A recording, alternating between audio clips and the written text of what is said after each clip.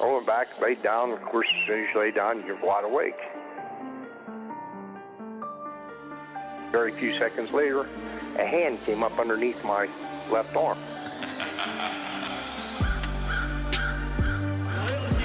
Did you see it? I said, little son of a bitch tried to get me. I've been pinched, I've been tapped on the shoulder, I've had my name hollered. That was the time that I decided you don't sleep inside that building.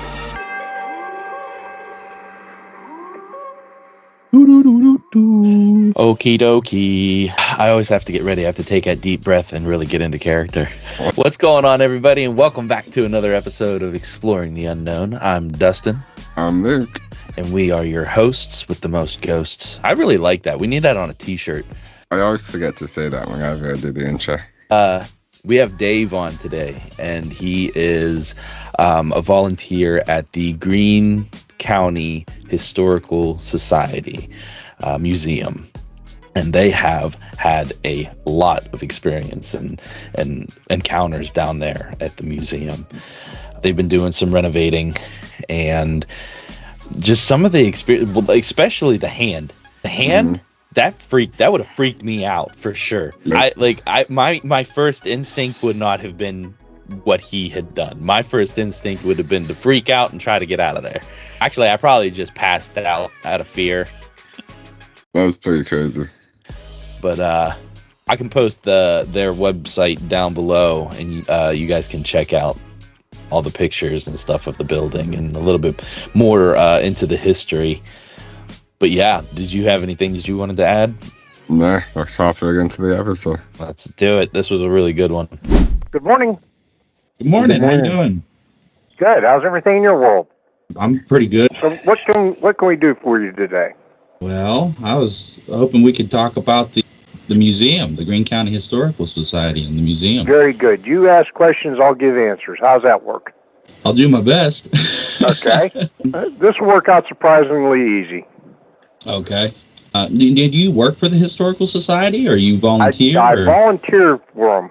I avoided death by one day. My wife says, new director took over the museum. Let's get on and see if he needs help. Otherwise, I'd have been dead by now. She'd have killed me for asking, what are we going to do today? And when we went in, he said, whatever you want to do, meaning, we could catalog items and stuff like that. And we asked him what needed done, and he says everything. So we started doing everything. And we've stayed there for 5 years doing it and made a lot of improvements to the grounds and the building and stuff like that. Right now we're in the process of redoing all the windows that were highly neglected in it. But that's how we got into it. We were just volunteers. That's really interesting. Now, is there more than one building on the property, or just the one? Oh, yeah, there's several buildings. You have the original, what would have been the poor farm, the original farmhouse that they added on to several times to make the poorhouse. And then, of course, being a farm, it has the barn. Mm-hmm. We have a building on there that houses the last two pieces of equipment for the Waynesburg-Washington Railroad. We have second engine number 4, and we also have the Coach 6.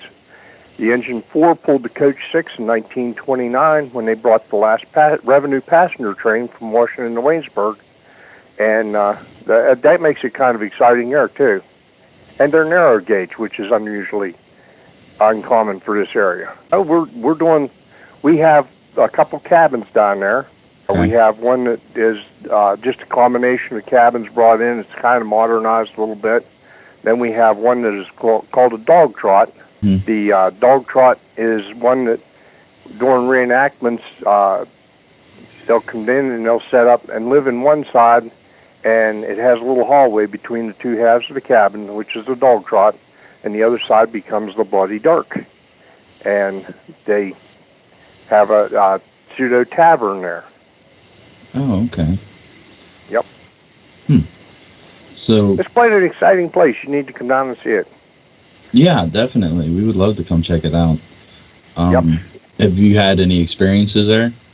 Oh, yes. That's That's not uncommon for Greene County in itself, but that place is particularly active, if you will. When I first started there, I was sweeping down a set of stone steps, or steps into the dungeon area, and the dungeon is where they kept the people who were a little bit on the rowdy side, or they had like epilepsy and stuff like that. When they would go into a fit, they would take them to the dungeon and chain them up so that they couldn't hurt themselves or hurt other people. Because you think back at that time, they didn't have the medical knowledge that we have today. But anyhow, I was sweeping down the steps, and every time I put the broom down, it would fall over and go to the bottom of the steps. And this happened about 4 times. Finally, I said, okay, I'm just here to clean up, make things better.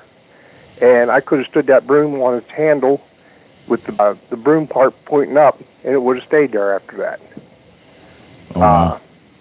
Yeah, and one day we was having a meeting in the first floor, and I was standing off the edge of a doorway. There was, I think, 5 of us standing there, and something kept tugging at the back of my shirt, and I put my arm around behind me and swat it, and nothing. And it came back, and it started tugging again, and finally, the meeting broke up, and I said, something was tugging at the back of my shirt. And the maintenance man at that time said, that's probably the little boy that's in here. He had found a picture of a little boy. Somebody dropped it off, and a few days later, he was out in the barn, and the little boy was standing there looking at him. And he says, are you lost? And it just went away. Wow. Yep. But we've had experiences like, I've had experiences being in the shop area, and all of a sudden this little mist come down. It almost looked like the transporter on Star Trek. And I thought, well, I've got a pinhole leak in the water line here. But the closest water line is 20 feet away. And I stood there and watching it and looking up and then trying to figure out where this was originating from, and it just kind of faded out. A few weeks later, the director was upstairs and in the second floor, and he experienced the same thing. He's like, it started to make a human shape, and then it just kind of went away.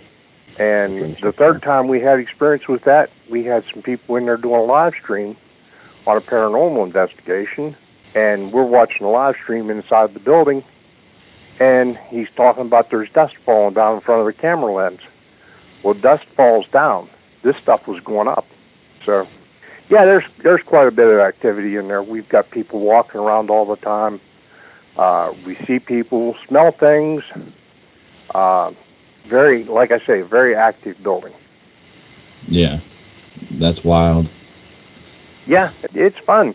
I can go on and tell you about the things that I've experienced for hours. Because it's just been one of those things where anymore, they're almost used to me. When you go in the building, if you taped the people who work in there, you'd think they're all nuts because they're talking to people that's not there. Mm-hmm. But we use that rapport. We've got very, let's put it like this, we got very good residents there. The people who are staying there when we're not there are very decent people. Yeah. Well, that's good. Nothing malevolent then. Nothing trying to attack. Nothing malevolent. I don't even want to be thinking about malevolence, because there is things in there that can be turned malevolent, but you go along with them. Yeah. Well, that's interesting. That's wild. Yeah. So much fun. I'll tell you an interesting story about we had an event there one day, and this woman asked me, she says, can I get down to the dungeon? So I took her down and was showing her around the dungeon. At the end of the dungeon was a room where there was a one-legged cobbler worked in there. He worked there and fixed the shoes for the people in the poor farm, at the poorhouse. And also, if you lived in the neighborhood, you could go over and he'd resole the sole on your boot and stuff like that. So I took her down there, and she'd asked me about how she could communicate with him, and I says, you can get a free download of Ghosty, put it on your cell phone, and it'll talk to you. And she's down there, she picked her phone up, and she says, oh, Ghosty finally loaded up. First thing out of its mouth was, get out of the basement. Wow. She looked at me and she says, what do I do? And I says, I don't know. And it said now. And I says, I suggest we leave. But that was probably the first time I had a really intelligent conversation over Ghost Tube. That's really interesting. Have you used this app often? Oh, all the time. And now they've got Seer app. And Seer comes up. We have a paranormal group that comes in, films there quite often. It's Paranormal Quest. And the last time I was there was, I can't remember now. It's just been a few weeks or a few months ago. But anyhow, they came in and it was doing a Seer session, and this building came up on the Seer.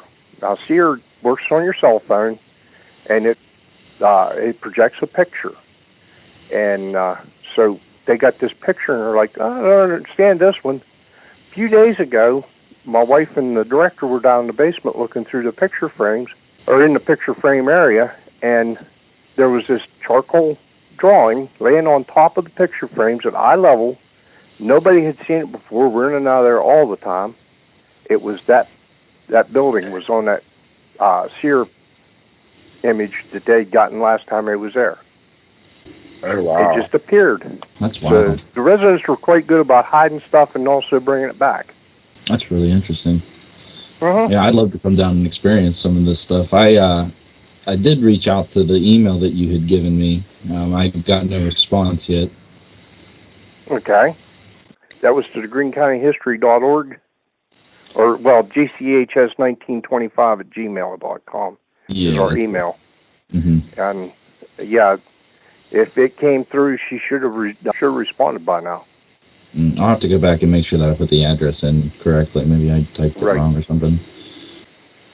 Yeah, thought. And so now, if you'd like to just come down and take a walk through and see the history part of it, we open up in April as our opening, and we're open from 10 to 3 Tuesday through Saturday thereafter until the fall when we have our Harvest Festival.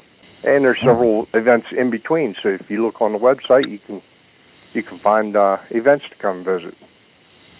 Okay. Yeah, I'll have to check that out. I had the website pulled up. I'll have to go and see. I was looking at the history of the buildings and the farmstead and stuff. Yes. Now, that's interesting, too, because of the way the whole thing came about. That was originally just a farmhouse, and if you want me to go into it, I can. Yeah, sure.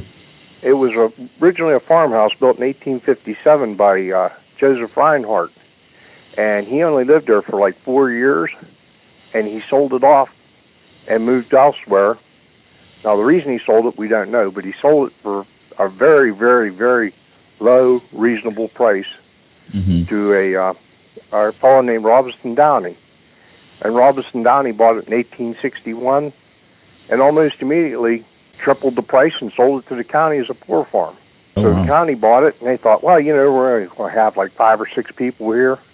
Immediately, they was overrun, and they had to start putting additions on. And they put the first addition on in 1861, and that would be the main hall and stuff like that. Then they put the other addition on, which was the West Wing, in 1866, I think it was.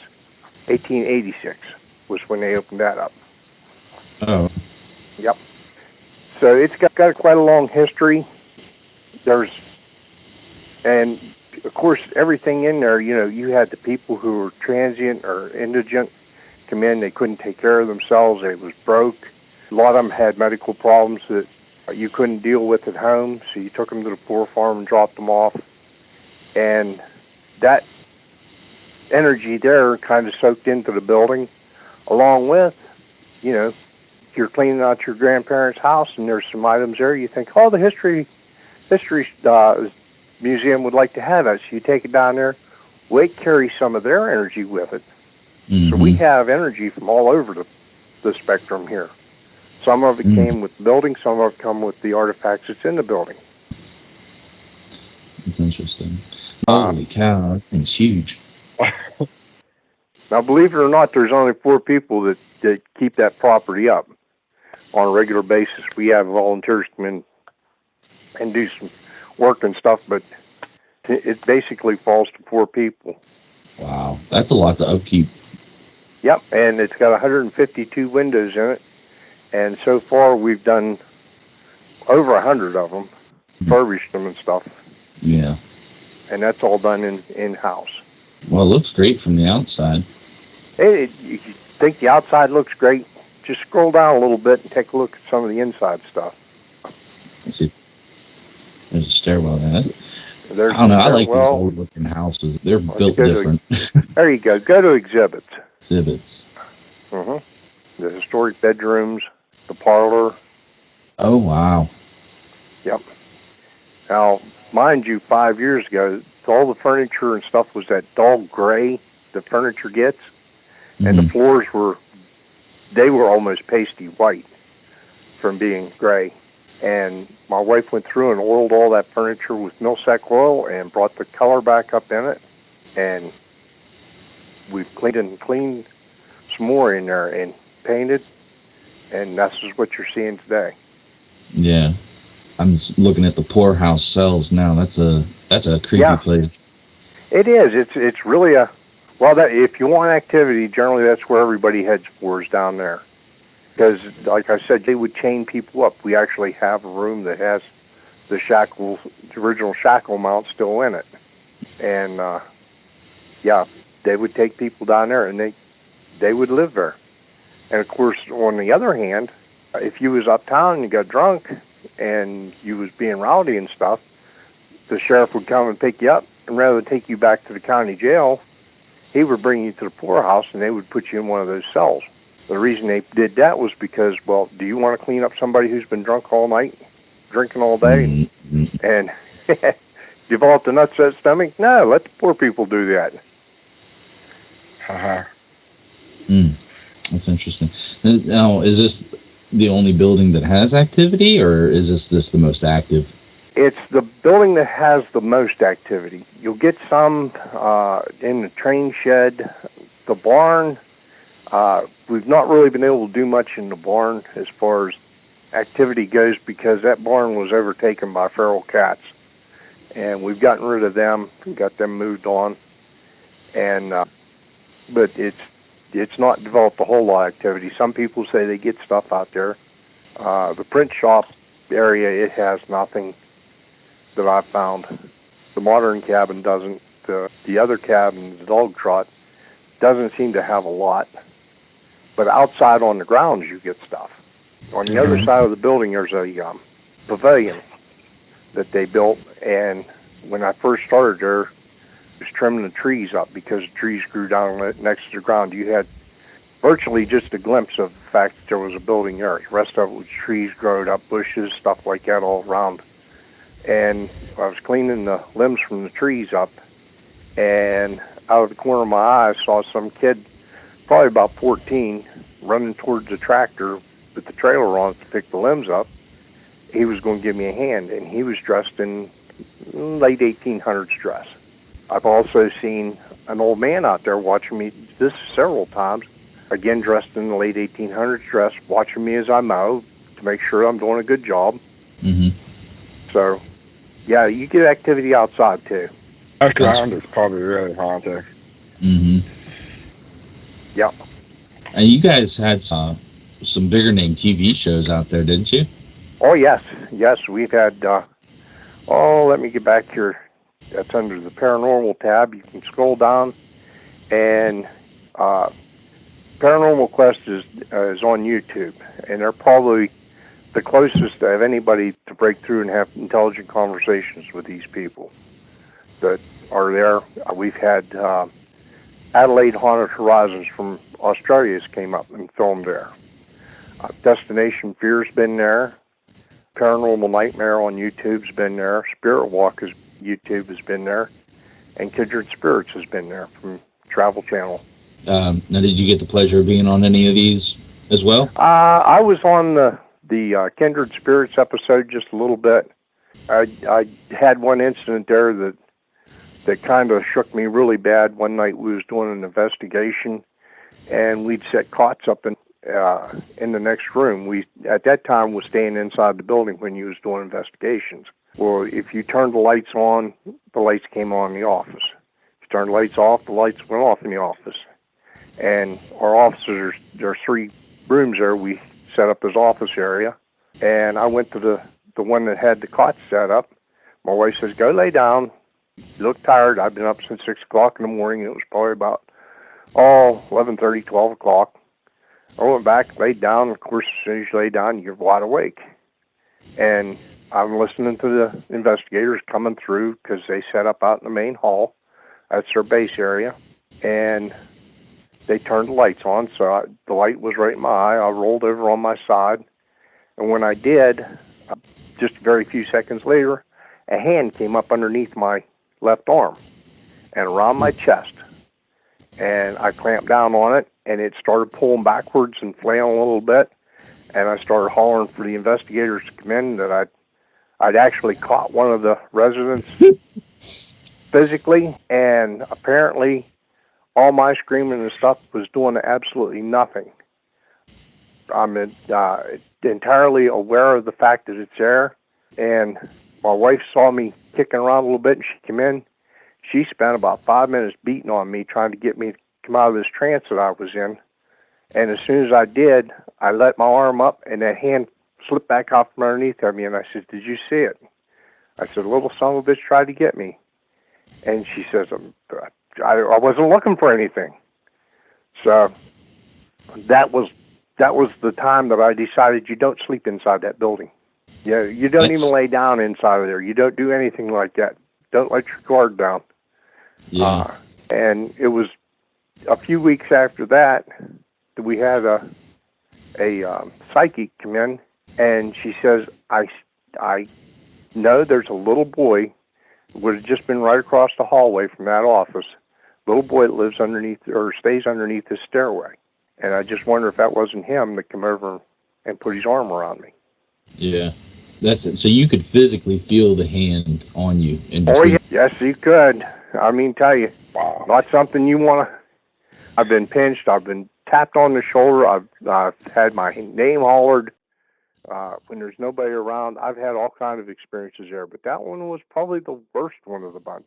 And I still have occasional interaction with some of the residents, but that never happened again. Mm.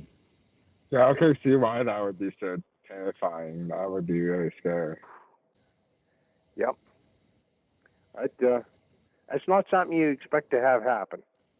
No.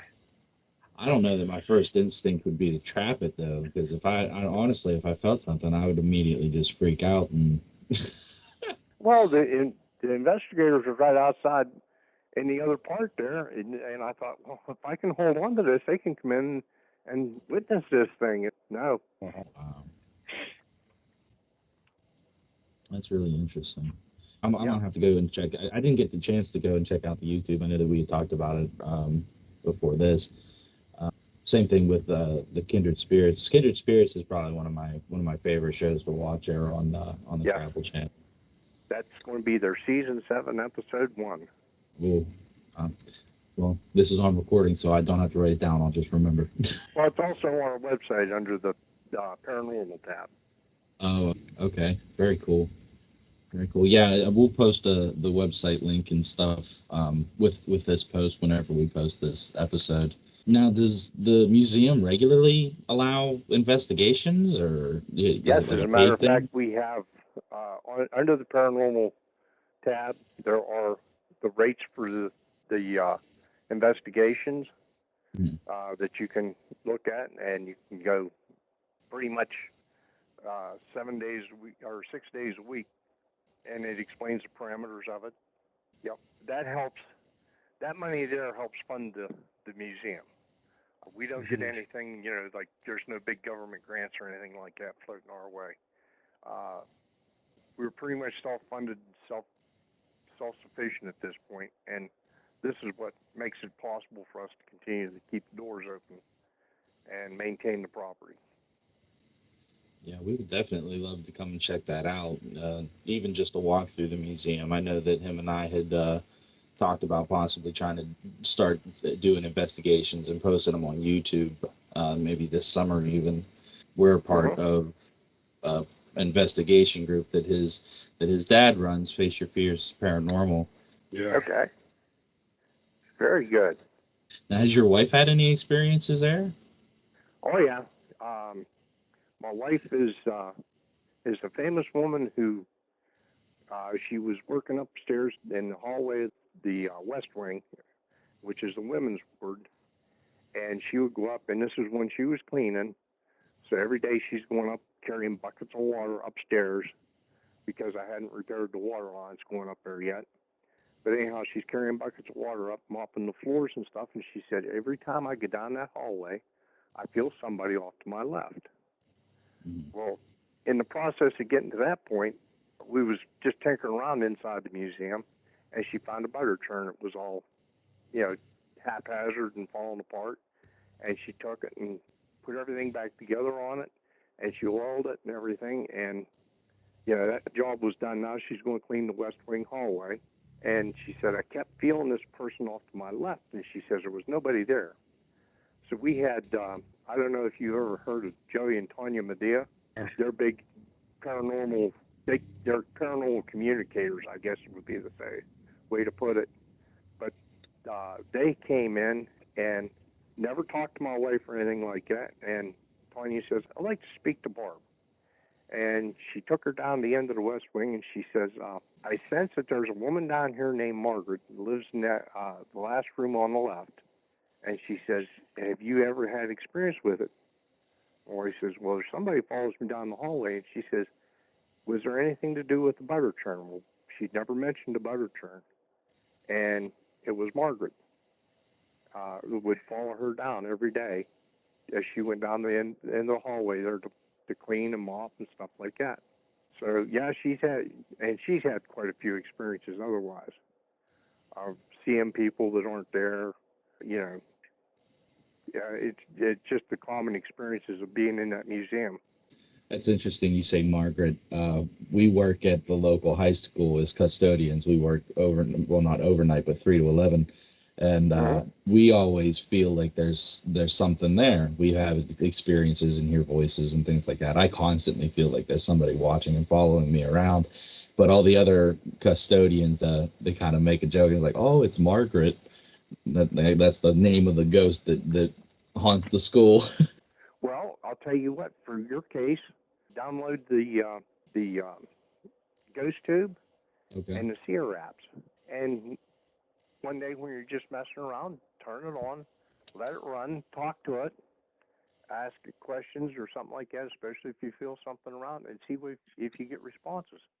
Definitely. I think I have the Ghost Tube app. What was the other one called? How do you spell it? Seer, Seer.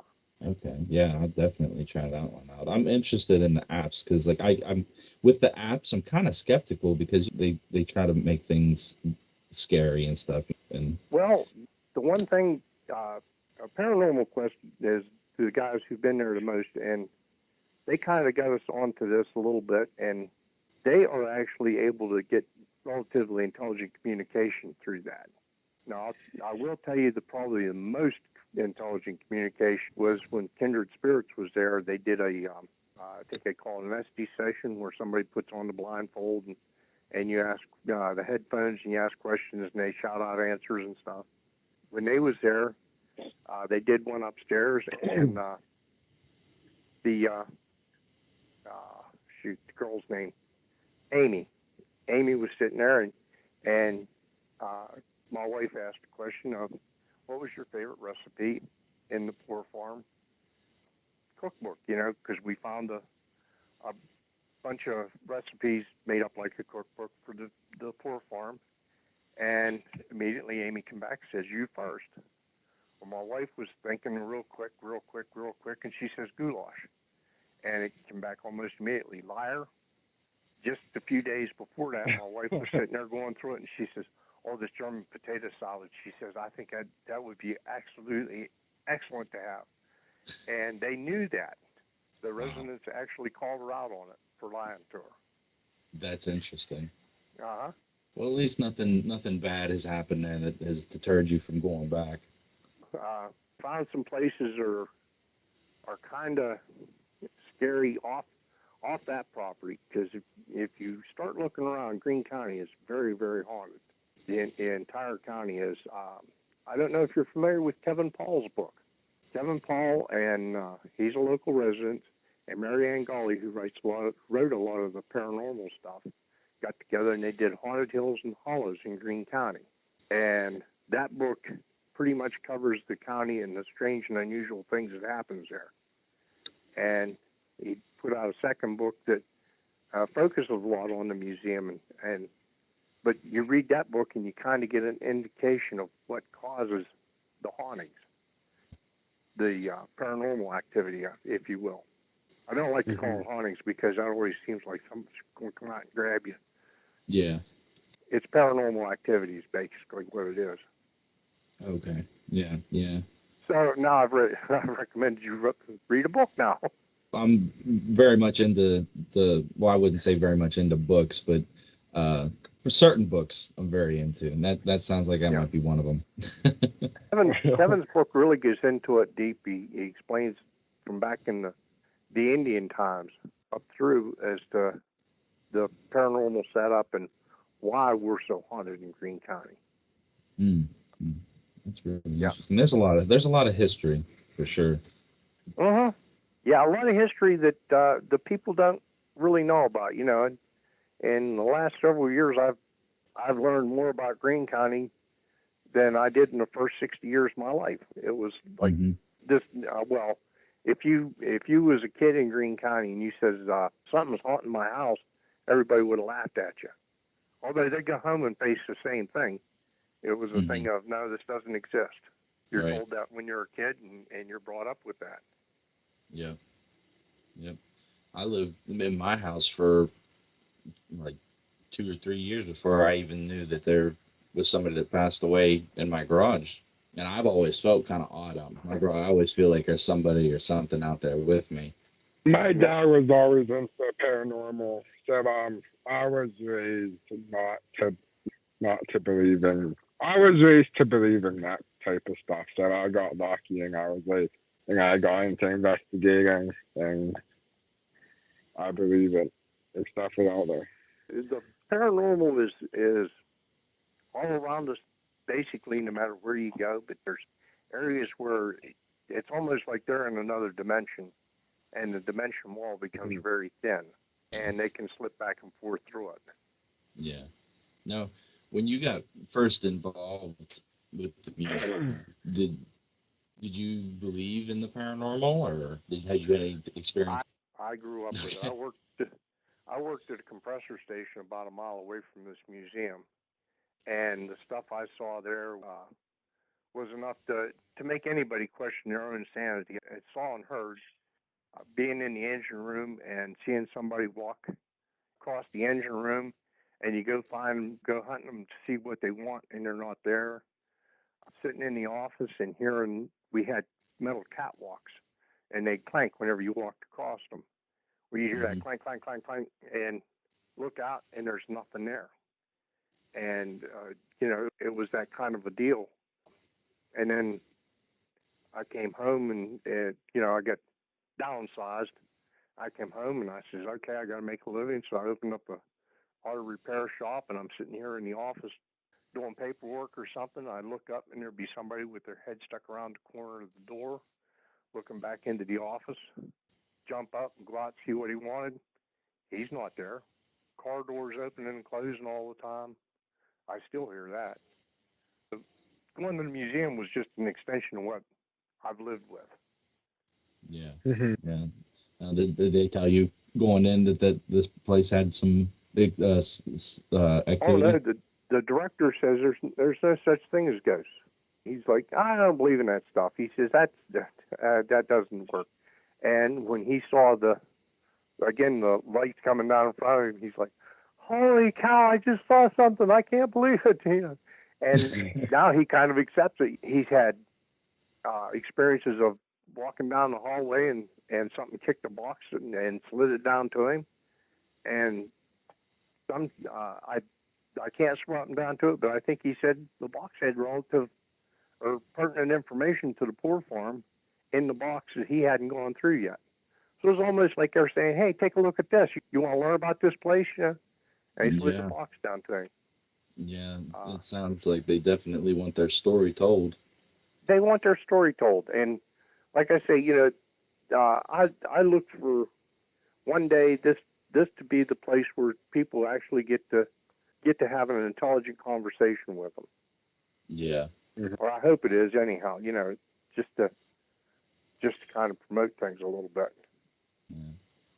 Well, this was really cool, man. I really appreciate you coming on. I'm sure Luke does too.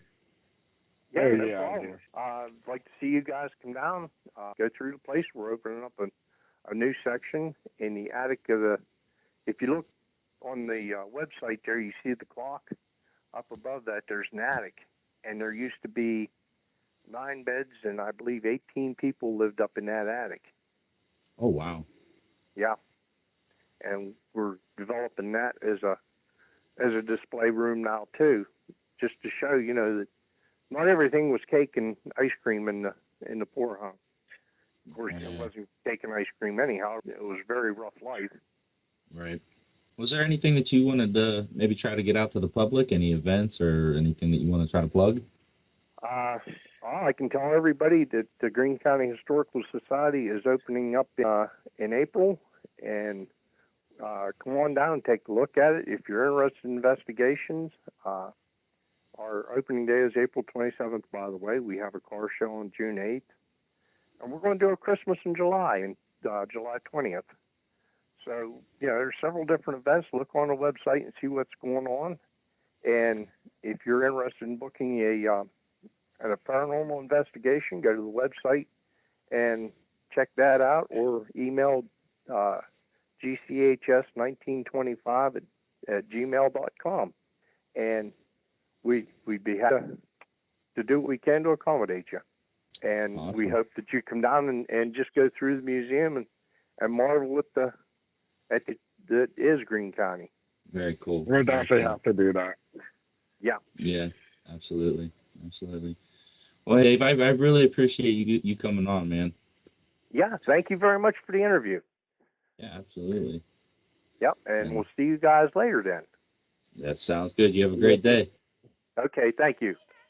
Bye. You're welcome. Bye-bye. Thanks for listening to another episode of the Exploring Unknown. Today, I think we talked to a great guest, and Dave told us a lot about the museum, and we're very interested in going on down there to investigate it. Investigating that place would be fun. Yeah, I think it would be really cool, especially if we can get a few people to go. I agree. Yeah. Maybe we can even record it and then post that up on our YouTube. So that might be a little treat for people to look out for. Yeah, that would be fun. Go like and follow and share all our social medias. We got YouTube, TikTok, Instagram, Facebook. We post all our recordings on Facebook. Linktree is actually on our Facebook page if you want to go there and find different places where you can listen to our podcast. Thanks for listening. Give me 1 second. All right, so before we hop off here, I have what would you do question. Okay. Now I know this one's not a paranormal one, so this one isn't relevant to the. Well, I guess it is relevant. It's all relevant. But what would you do if you stumbled upon a Bigfoot deep in the forest during a midnight hike? What would I do? I think I would try to I would want to say I would try to see it. Do I see it or do I just hear it? Actually, I think, well, it's a midnight hike. So I'll say you hear it first. I would try to see it. You would. I use my flashlight and look around and try to see it. What if you've seen it? That's a whole different story. I have no idea what I would do. I can't tell you what I would do. I don't think most of us know what we would do. We would like to think that we know what we would do. But in the heat of the moment, I don't know what I would do. Yeah, right. I guess, yeah, I would have to really react on instinct, Yeah. How am I feeling? I feel like if I seen Bigfoot and I knew it was Bigfoot, I think that it would probably break my reality. My brain would go, no, we're asleep. This isn't real. This isn't possible. It's a dream. Yeah. Let us know down in the comments below. What would you do if you stumbled upon a Bigfoot during a midnight hike in the woods? First of all, I probably wouldn't be on a midnight hike in the woods. I might be hunting in the woods at midnight. So, I mean, at least I'd have a gun. And coon hunting. Coon hunting, yeah. Let's make that clear so people don't think we're going to be poaching. All right. I think I'm all good here. You? Yeah. All right. Have a good night, everybody. Have a good night.